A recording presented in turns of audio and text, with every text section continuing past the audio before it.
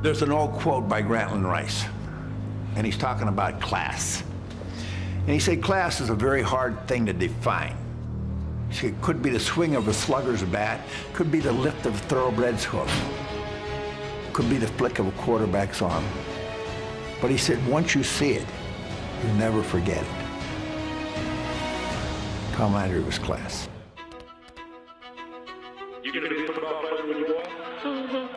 Today is the best day of your life. Believe it. He might be the finest quarterback produced in the last 10 years. Philadelphia Eagles select Donovan McNabb. And he said, I'm the best decision this organization has ever made. He's a daylight. That's all I need. Fortunately for me, I didn't lose my life, didn't lose my job. Football convinced me that life is a team game. That's right, it's a game for men. Rest of your life. Nobody can ever tell you that you couldn't do it. Was this the final game on the sideline for a great coach? I want to thank you very much for making my day in the sun so memorable.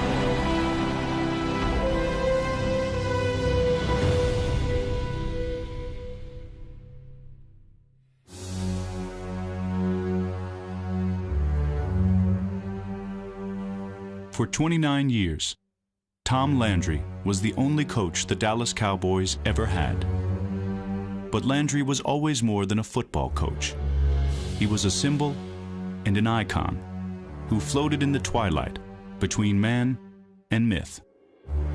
A lot of people looked up to him as Mount Landry in a crazy, crumbling world. People looked to that silhouette shot as something they believed in, that they could hang their hats on. And he became iconic in sort of mid-career. The hole in Texas Stadium is not as big as the hole in any theory that attempts to explain Tom Landry, the most perplexing personality in the National Football League. No one has penetrated the gunfighter stare, the grim face that makes him look like a regional director of the FBI, or a brooding Hamlet. To me, he was bigger than life. He let us know that he was here and we were there, and we are looking up to him. Whatever he said was the gospel. He was the rock, and he became, for better or for worse, God-like, almost a football god on earth for millions of people. But who was he? And how did the legend come to be? I think you have to start with the man in the hat. That was the hook. So you'd see Tom Landry looking like a corporation executive from Mad Men or something. You look good. I feel good. He felt like if he wore a coat and tie, that he wouldn't be as emotional. Anybody can handle it when the ship is real calm. This is what it's all about. This is a killer. But can you be a captain of a ship when the seas are in turmoil? Staubach throwing in the end zone. Tony Hill, touchdown! Oh, the stadium goes wild! You get mad when commentators state that you don't seem to be having too much fun coaching in the NFL. No, I really don't feel that way. If you're concentrating, you're not smiling a whole lot. I enjoy smiling, but I don't enjoy it on the sideline. I'm all business. He didn't show them anything very human. He seemed uncaring and unfeeling. A lot of them didn't like him when they played for him. It doesn't do any good talking to Tom Landry because he's so plastic. I don't know, like he's just not a man at all. Tom Landry never walked up to me once and said, "How you doing?" The image of Landry, the shadow figure with the fedora on, that could have been what was in there, that shadow. You know, and just a voice coming from behind it, you know, because there was nothing there. It's just very difficult to have a very close relationship with a player. If you do, then you're probably not offering him the best that you can. It was said Landry could win a staring contest with Mount Rushmore. One stone-faced look spoke more than 1,000 words. If you get that square-jawed look and he looked at you, it'd get your attention. Staubach, what the hell are you doing? He didn't say that. He would never, he wouldn't say hell even. He just gave me that look. When we were playing the New York Giants, I caught a touchdown, and I got so excited, throwing the ball in the stands. I landed wrong on my knee. Coach Landry, with his arms folded, didn't say anything. He just gave me the look. On their next series, my knee is killing me. It's already swelled up, but I got to go back out there. And Coach Landry called a pass play on the first play from scrimmage. And it wasn't just a quick out or slant, it was a post pattern deep. Man, I know why he called this, and I know what he's doing here. And so I limped through that route. Staubach, he wants to throw. Looks deep, fires for a bunch way downfield for Drew. He's open and has a touchdown. It was calculated. For him to be the type of coach that he had to be, he had to have that facade to be Tom Landry. Meet the 1951 football giants. There's Bill Albright, number 75. There's Bill Stribling and Tom Landry. Before he wore the trademark fedora, Tom Landry wore a helmet for the New York Giants. Landry blocks the kick for point with his face. You know, he was a great punter. He was one of the very best punters that ever came along. And he was also a very, very good defensive back, although he lacked speed. But he made up for his lack of speed by a great knowledge through studying film at that time. This time it's intercepted by Landry, and Tommy takes off. 51 yards to the end zone. Landry was a good player for the same reason he would become a great coach. He was the smartest man on the field. Nice going, Tom. By the age of 30, he was a player coach and the Giants' unofficial defensive coordinator. It was always, you beat your offensive tackle or something and the play is over. Not with Landry. Everybody had a responsibility. One time, he intercepted a pass and I returned it for a touchdown. Landry's tackled by Ball, lateral to Gifford. I thought it was pretty good. I came over to the sideline and he said, "You're out of position." That broke the Landry defense, and you just didn't do that. Competition is the thing that I miss most of not playing. You don't get a chance to drain off that emotion as a coach. You stand there and you watch and you suffer. In 1954, Landry met his counterpart, an offensive coordinator, Vince Lombardi. Both men served under head coach Jim Lee Howell. When you think about it today, you think, boy, Tom Landry coached in the defense, they had Vince Lombardi coaching the offense. How in the world could they come up with something like that? Jim Lee Howell literally pumped up the footballs and got out of the way. When we scrimmaged, it was like a game, and we'd never let them score. The Giants had one of the great defenses in pro football history in the late 50s, and Landry helped bring that about. And because of that, there was always this competitiveness between Lombardi and Landry. The style was completely different. Lombardi was more vocal. He didn't mind chewing you out as a player. He didn't mind getting in your face. Come on, Henry Jordan. You can't go everyone. Get the out of there, but do it right. Whereas Tom could hardly hear him. Stack a little bit more and your timing will be better if you'll stack a little bit more on the guard, okay? He was like a math teacher. He had calculated this down to the lowest possible percentage of a failing. They were so different, and yet they were so alike in making you believe in their system. Vince, of course, was a very devout Catholic. Tom was a very devout Protestant, so I guess they didn't go to church together, but they certainly showed up on Sunday together, and consequently, we took a lousy football team and wound up ultimately winning the NFL championship in '56. When Lombardi went to Green Bay, I know that they exchanged playbooks. Were they friends? Yes. Were they antagonists? Yeah, on the football field. Did he respect Tom Landry? Lombardi used Tom Landry's defense all the time he was coaching. And there's no other respect for that. Lombardi ran Landry's 4-3 defense in Green Bay and won 5 world championships. But when Landry became head coach in Dallas in 1960, he scrapped Lombardi's offense and created his own. Start where you're going to end up on a double shift, see? That way you can look at your situation before you shift the first time, see? 4-3, set. Coach Landry got the most complicated, futuristic offense in the league. Coach Lombardi got the most simple offense that we ever played, except it was hard to beat them. 2 years in a row, the Cowboys and the Packers met for the NFL championship. Both games came down to one play from the 1-yard line. In 1966, Landry tried to outsmart Lombardi and lost. Takes the ball, rolls out to the right. He's going to be nailed. It's intercepted in the end zone. In the Ice Bowl a year later, Lombardi ran the most basic play in football and won. Watch that star now, come on. Watch the keeper now. Star begins the count. Takes the snap. He has the quarterback sneak and he's into the touchdown.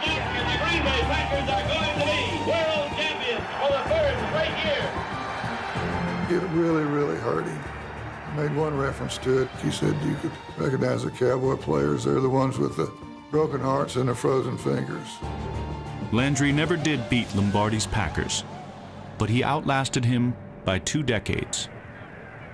Up next, Tom Landry goes winless for an entire season. None of us got along with Coach Landry very well. What do you think's wrong with the Cowboys? They're a clean house, that's what I do.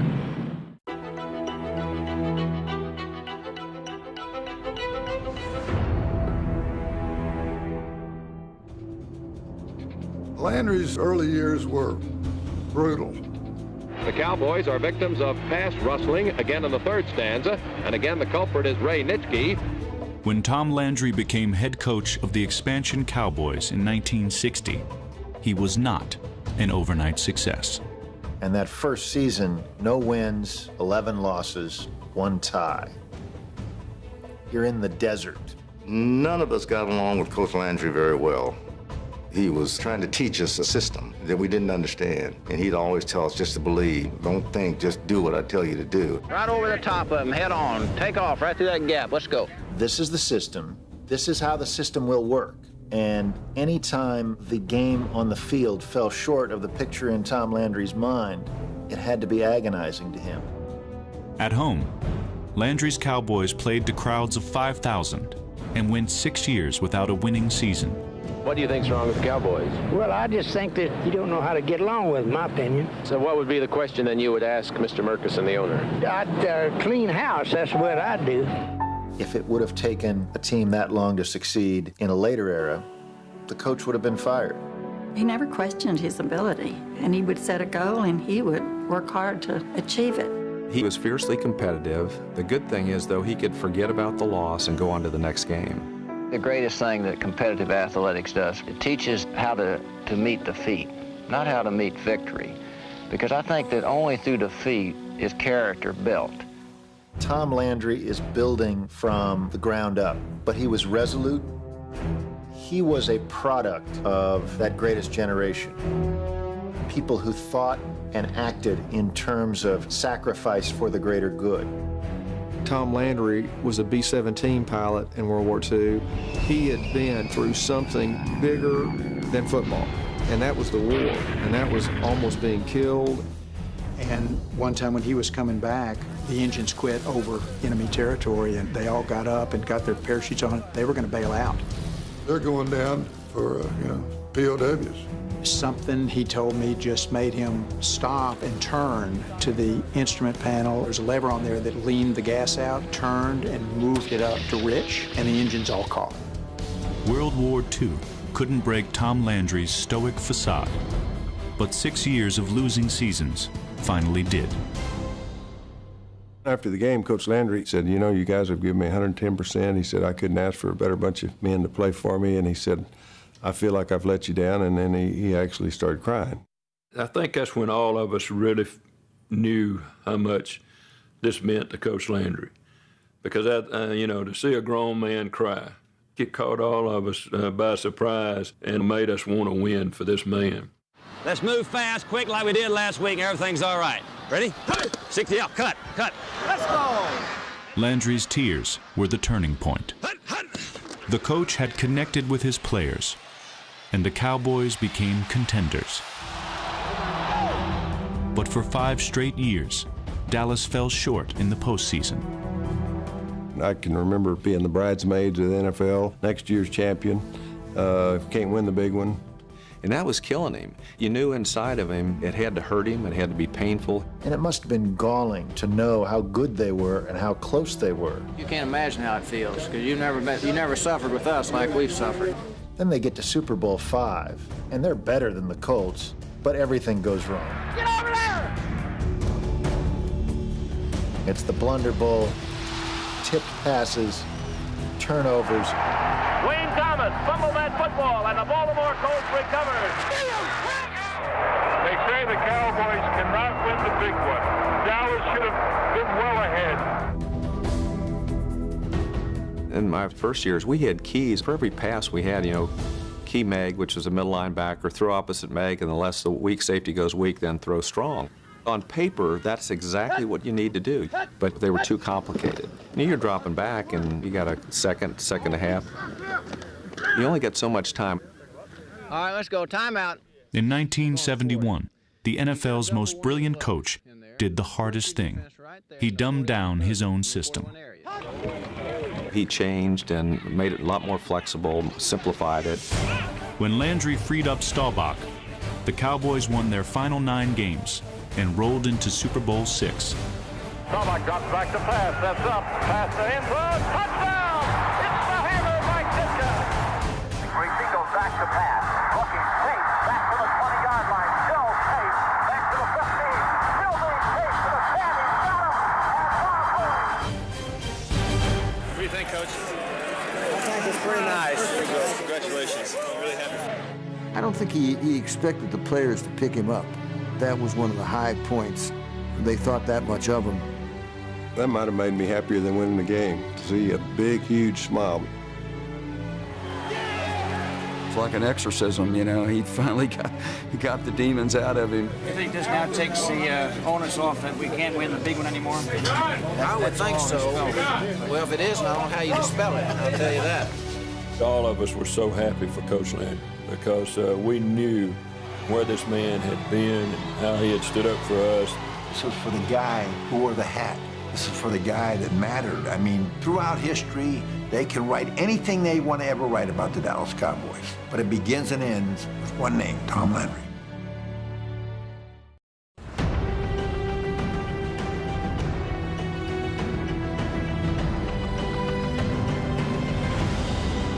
Tom Landry was an engineer by education. When he drew on the board, it was so precise. He would draw the feet of the players when they'd step. Coach Landry prepared every offense and every defensive game plan. I've never seen any coach, do that. Tom Landry's mind was constantly at work. In New York, he drew up the 4-3 defense, still a standard over 50 years later. In Dallas, he kept innovating. Everything in defense and offense is evolution. As we moved into the 60s, the offenses were able to influence the 4-3 and keep us from doing the things we did in the 50s. One of the weaknesses of the 4-3 defense was the ability for guards or even tight ends on a double team block to come in and get to the middle linebacker and seal that off. What we're trying to get is a seal here and a seal here and try to run this play in the alley. Coach Landry's flex defense was designed with the intent, number one, of keeping the middle linebacker free. We protect our middle linebacker. We've got to keep the big men off of him a little bit, and we think the flex does that. Fumbles the football, the Cowboys recover it. Very tough to go against that Dallas flex defense. And it was a combination of 2 defensive linemen tight to the line of scrimmage with 2 defensive linemen off the line of scrimmage. We just try to offset some of our linemen to give us in a better position to control the types of blocking that they use today. It's all about angles. It's all about math. It's all about engineering. It's all about Tom Landry's education. It all fit. They cannot run against the Cowboys. It developed Doomsday 1, it developed Doomsday 2, 2 of the greatest defenses in NFL history. The NFL is such a Me Too league, a copycat league, but nobody copied the flex despite its success because of one simple reason. Nobody could teach it. These things that we take for granted in the modern game, that the offense is going to come out with one look and then shift into another look. Landry was on the very cutting edge of that. The offensive line always came up in a 2-point stance and stand straight up and then go down. And when they stood up, that's when the backs shifted. The line standing up was kind of a screen, if you will, for the linebackers to see the final formation of the backs. Also, it's a little bit distracting. Whatever calls you had to make defensively, you would have to make them, then you'd have to change them when they shifted, then you'd have to change them again when they shifted, and then the ball would be snapped. Roger back to throw across the middle. Pearson wide open, touchdown. The thing that proves Tom Landry is a genius is that in the mid-'70s, he comes up with the offense of the 21st century. Shotgun, here it is. Now, some teams in the NFL use a shotgun more than 50% of the time. They go from the shotgun. Roger looks left, fires it up there, caught by Tony Hill. Touchdown, Cowboys! I don't know why, but I just have the feeling that Tom Landry might have a gadget that he might want to use. He didn't want to call them gadget plays. He wanted to be plays that, had execution. And so he called them exotic plays. And then hands it back to Staubach. How about flea flicker city? Staubach going deep for Tony Hill, who's all alone. Caught, touchdown! When I was the defensive coordinator of the Giants, you had to be ready for some type of unusual deceptive play, reverses, flea flickers, double passes, halfback passes, end arounds, all those kind of things. 2 plays later, Ditka got 17 on a tight end around. It was a chance for him to show off a little bit. Look at the big brain on Tom. Other teams had to strain to adapt to the Landry methods. Tom Henderson, number 56, a rookie, went 53 yards. He recognized the value of the bold moves. You didn't see it in his suits or his hats, but you saw it in the way his team played on the field. But this one is going to be a halfback option. Renzel all by himself. Here again is another lesson for us all. Don't judge a book by its cover. Landry was a watchmaker whose vision of the game was 1,000 parts, moving with clockwork precision. But to make his system tick, Landry needed football players, men of flesh and blood, who couldn't always live up to his X's and O's. Oh, when I played, I mean, he would destroy you in the film. He was expecting perfect execution on every single play. We talk about perfection, it's execution that you're after. And the team that can do that will normally win the football game. We would have won by 30 points the day before, and we would get out at the break and say, did we win yesterday? I feel like we got beat. I got burned for 3 touchdown passes. Waters was the victim several times, and the Cowboys lost. And he ate me up in the film session in front of the whole team. But when we turned on the lights, he said, Charlie had a tough game yesterday. So he's pretty much responsible for losing that game. But you know what? If I had 45 players that tried as hard as he did, we wouldn't lose a game. He had my heart from that point forward. Coming up, Tom Landry's biggest blunder. He believed that we could have 2 quarterbacks, we could alternate plays. We're going to go with this 2-quarterback system. Craziest thing he ever did.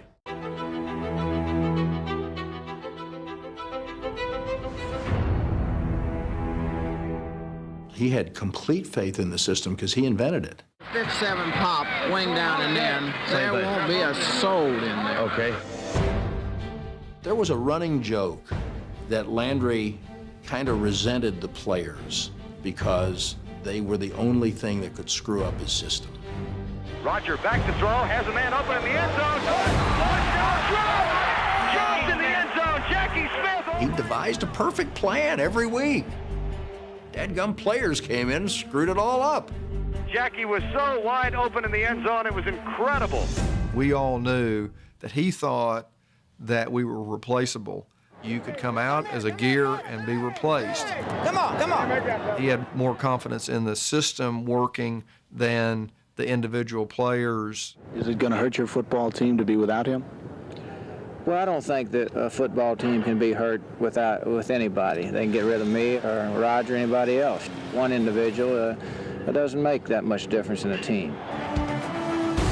The system was cold and impersonal. Roger goes deep across the middle. But it worked. Johnson caught! Touchdown! Players came and went, but from the 60s to the 80s, Landry posted 20 consecutive winning seasons, a record that might never be broken. Danny back to throw into the end zone. Caught! Touchdown! All the success did not come without a cost. The system was too much for me. And I think I grew to resent him based on some of that.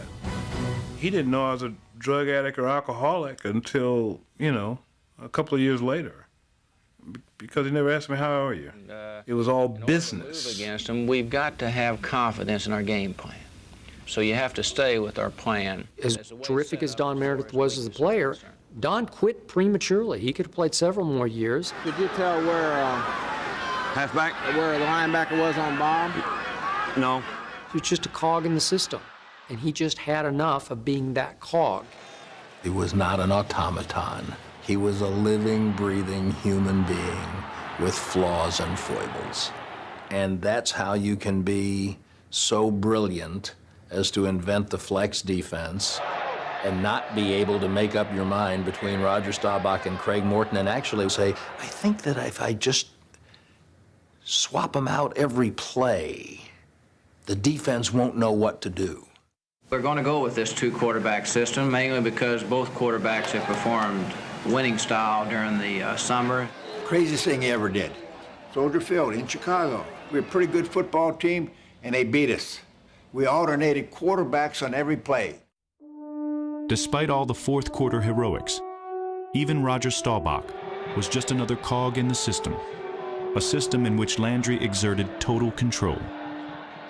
He really, I think as a coach, felt that he wanted to call the plays. Go left and call 87 wing post, okay? I called plays early on in my career. In '73, my mother was very sick and she was dying, and actually died through that season. She had pancreatic cancer, and we lost on Thanksgiving Day. His thinking was, Roger, I know what you're going through, and I'm gonna, you know, I think I'm gonna start calling the plays. You know, you just execute them, and I know what you're going through. So that was the reasoning. It's what he said to me then. Down deep in his heart, it was gonna happen. When Roger went in to tell Tom that he was retiring, it was an odd kind of party. They didn't shake hands. Roger turned to leave, and then he stopped and he said, well, if I came back, would you let me call plays? And Tom looked up and said, no, we have a system here. The system was successful before me. It'll be successful without me. Of course, the nuts and bolts of the Dallas Cowboys is a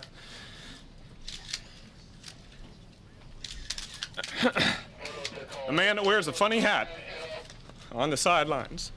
They lose Roger Staubach. You know what they did the next 3 years? They went to the championship game. Every year. Some of that's Danny White. A lot of it's the system. Landry may have had a jaw of granite, but not a heart of stone. People thought, well, he's cold-hearted. He can just cut guys in. He brings them in. You know, you're no longer a Cowboy. No, it hurt him. I watched him break down and cry when we cut a player. Ken Hutchinson was a linebacker and a good player. When he cut him, he stood at that podium and cried. He said, I had to let it go of a friend today. You know, and tears just coming down his face. Guys who I know for a fact didn't like playing for him, didn't like him because he was too strict, too cold, too detached. What happened, Charlie? After they were done playing for him. Talked about him like he was their father. You know, I had a feeling for him that similar to someone similar to a father image. He had a bigger impact on me than my father. Okay. You know, it's like your father. You wanted to please him. And when he was disappointed in you, you felt that. You didn't just feel it peripherally, you felt that inside. Landry was not as stoic as he appeared. He cared about his players, and occasionally it showed. Like when Drew Pearson almost lost his life in a car accident. One look at Drew Pearson's car would indicate that he was lucky to be alive. Lost my brother in the accident, and I'm fighting for my life. But every time I opened my eyes, there were 3 people I would always see. One was Harvey Martin, my best friend. The other was Roger Staubach, my quarterback. And the third person that shocked me was Tom Landry. The loss of his brother and the responsibility he felt, you know, is just really a pretty tough thing to handle. This was a time where we were about to go into a mini camp. He was there throughout the whole time. Didn't even coach the mini camp. I did not know he felt that way about me because he never showed that. But then again, that's the man. When Thomas Henderson marked 10 years of being drug-free, he caught a glimpse of the man behind the mask. Well, he came to my 10-year anniversary. Didn't know if he'd come. It would have saved me. The night of the event, he walks into the room, and he got on the podium and said to the audience that if I knew then what I know now, I would have handled Thomas differently. Thomas has made a tremendous turnaround, you know, in his life. We can say he's Hollywood, and we can say he talks a lot and anything, but when a guy does what he does, he has a great heart, and that's awful important. And Thomas, boy, I tell you, I wish I'd have had you all through your career. We may have had 7 or 8 Super Bowls before it was over with. I got emotional about that. He was just a great man, you know, misunderstood, but a great man.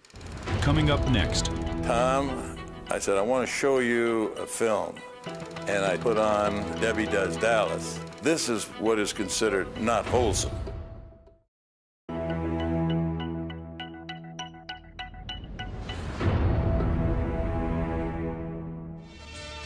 They appear on television so often that their faces are as familiar to the public as presidents and movie stars. They are the Dallas Cowboys, America's team. He didn't like being called America's team. Tom found it unseemly. To stand on a stage and scream, "Look at me," was not who he was. Tom Landry and general manager Tex Schramm were partners for 29 years, but it was Schramm's glitzy vision for America's team that sparked their only serious disagreement. Dad didn't particularly like it because he felt like we had painted a target on our back, you know. Other teams come after you much stronger than they've ever come because if you win a Super Bowl, you are the measuring stick. We want Dallas! Dallas! We hate you! Listen, they're a bunch of damn front runners, and let's come back at them. That's all they get for the rest of the afternoon. It made it tough on us when we'd go to other places. We didn't care. We were going to beat them all anyway. Some were heard to mumble that all the theatrical razzle-dazzle is threatening to swallow the sport whole, and it's show business first, football second.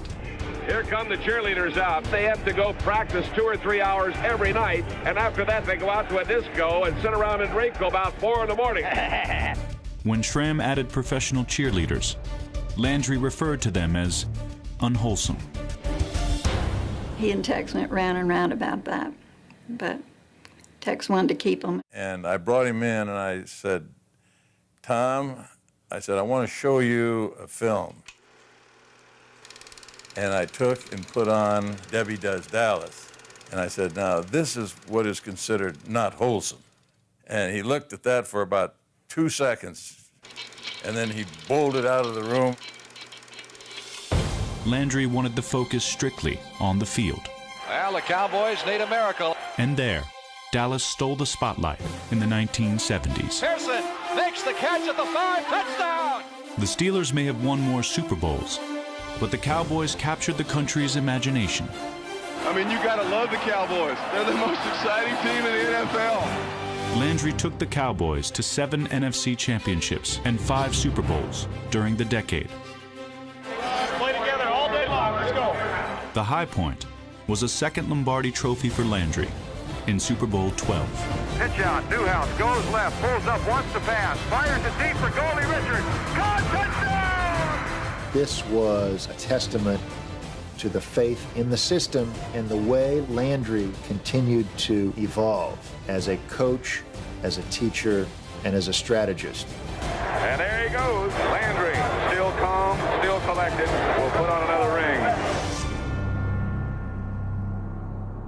This cliche became the most effective, maybe in the history of sports. The hole in the roof of Texas Stadium is intended so God could look down on his team and his coach on the sideline, God's coach, Coach Landry. I think a lot of people in the Bible Belt went to church on Sunday morning and then felt like they went to a second service presided over by Coach Landry. Someone who doesn't have that type of direction in his life, yeah, he may have to search out something that will put this crazy world of professional football into perspective. There was the business Tom, and then there was the Christian Tom. It was quite a shocking dichotomy to me to watch Tom function through the football season and then change his entire nature as he left football during the offseason and traveled with the Billy Graham Crusade. Tom is going to have his second team in for the opening event here. And we hope that it will bring some sanctification to the stadium and some blessing to the stadium. Tom Landry. Landry appeared at 54 Billy Graham Crusades, including the first event in the new Texas Stadium. But it was just a little while before I found that there was still an emptiness and a restlessness in my life. He told me, this job I have gives me the best platform I could ever have. It's meant for me to stay in coaching, to be able to witness his Christian faith and influence people. Hearts are restless, oh God, until you find your rest in Thee. Thank you very much. Coming up, Tom Landry's final days as the Cowboys head coach. The public was screaming for him to be removed as a coach, screaming every night. I took calls every night.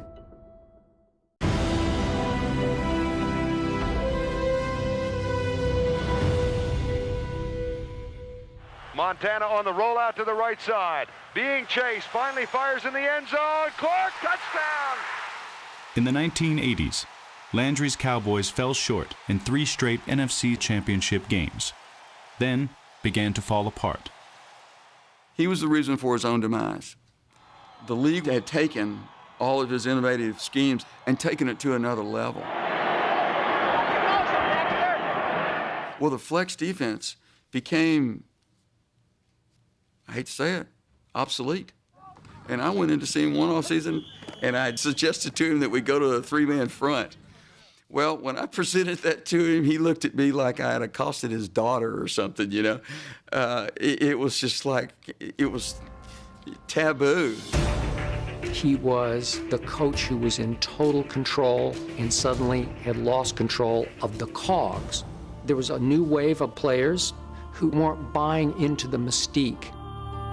Landry and the Cowboys had become mortal. In 1985, they suffered the worst defeat in team history at the hands of Landry disciple Mike Ditka. Did I feel like beating my dad? I felt worse. He took a chance on me as a player when I wasn't sure I could play anymore. And he took a chance on me as a coach when I didn't know if I could coach. He gave me 2 opportunities in life to change my life completely. And I said, Coach, I'm sorry. You know, I really am. I respect Tom Landry. He'll be in the Hall of Fame. There's no question about that. But I think the game's passed him by just a little. The public was screaming for him to be removed as a coach, screaming every night. I took calls every night.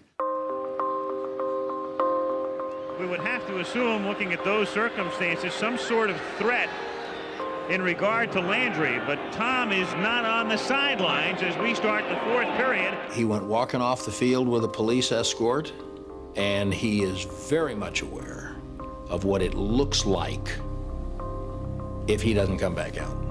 After learning he was the target of a death threat, Landry returned to the field wearing a bulletproof vest.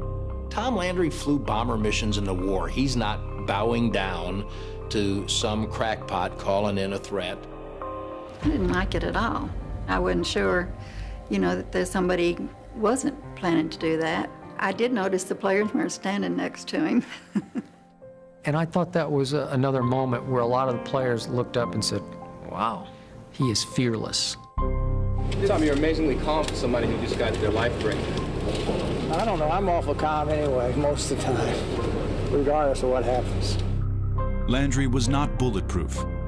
For the first time in 2 decades, Dallas was a losing team, making Landry vulnerable in the eyes of owner Bum Bright.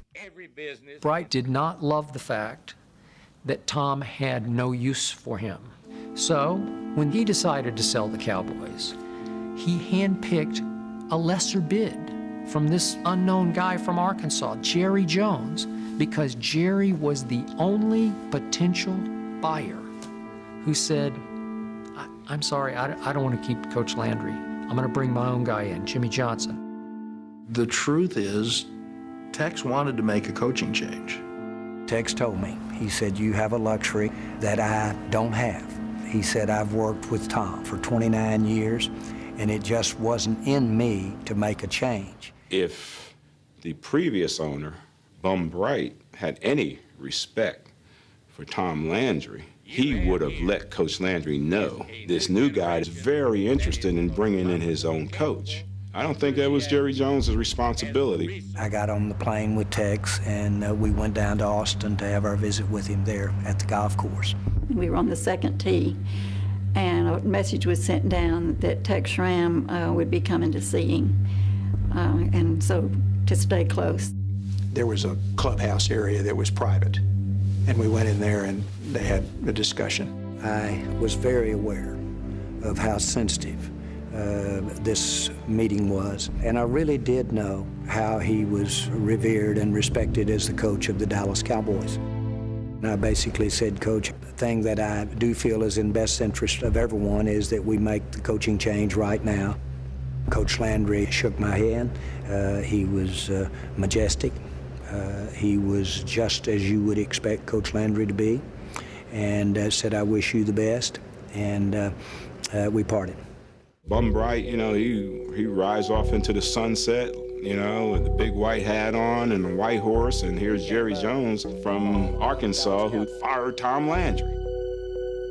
And this is just a classless act. They've embarrassed us.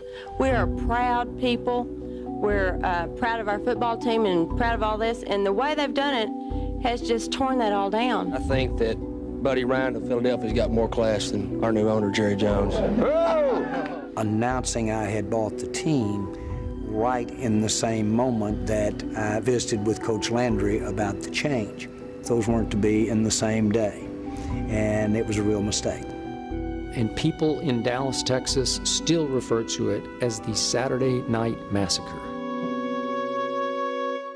Y'all, you look like you're in pretty good shape. You're dressed for the occasion. You look pretty sharp, too. The funeral. It was the biggest mistake never made. Okay? You don't fire Tom Landry. Tom Landry? He made football.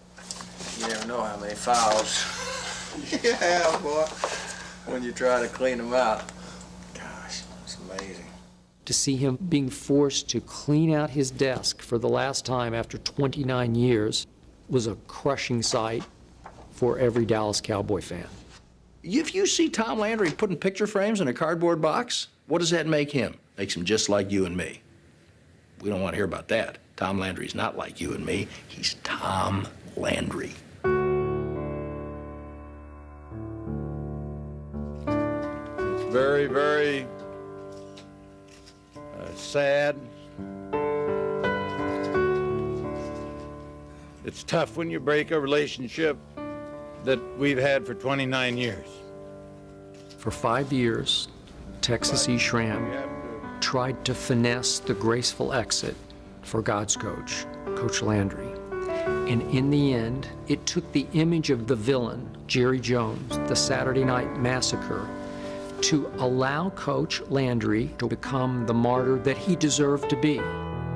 Sort of that Christian motif, it's like he was sacrificed and went to heaven. Slightly overstated, but true. I think one of the greatest tributes to my father was that when he passed away, that this town shut down for a week. Well, you don't do that for a guy that's won a few football games. I went to the service, to the graveyard, and I just, I lost it. I mean, I really lost it. If you're lucky in your life, a man will come through your life that makes a difference. We had a rocky relationship, but I'm so glad I knew him. I'm glad I met him. I know that I'm better because of knowing Tom Landry.